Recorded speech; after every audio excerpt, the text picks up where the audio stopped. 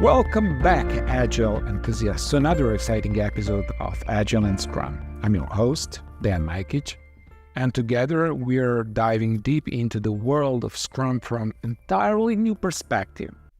Welcome to the lecture, Introduction to Risk Management. So, risk management is the largest benefit of planning.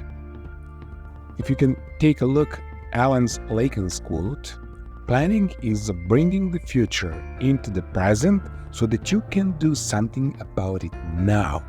If you can predict future risks and do something about them in the present to mitigate them, then your project will have a higher chance of success. Now, here are some examples of some risks that we can manage in the planning phase. So first is team responsibilities.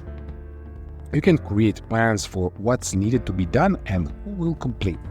This will reduce misunderstanding about who's responsible for what.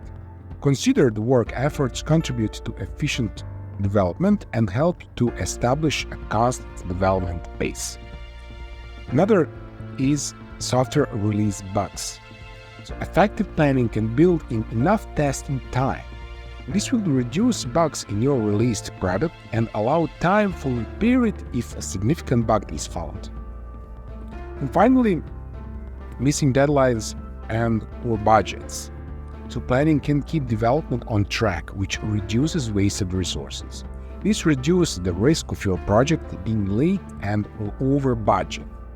Now the question is, what do you think your next step should be now that potential risks have been identified?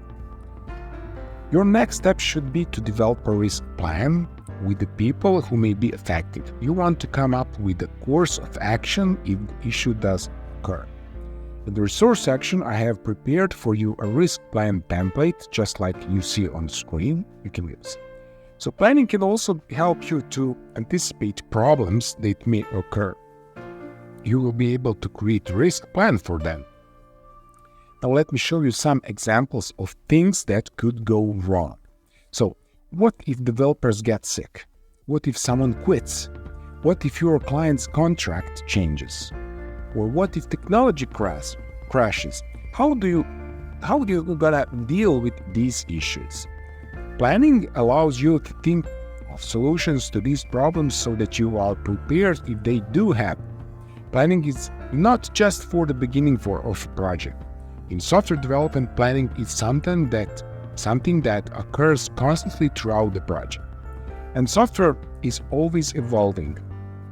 Your plans have to be flexible.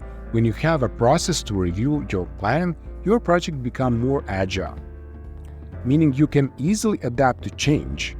And brainstorming scenarios that will negatively impact your project may seem time-consuming at first.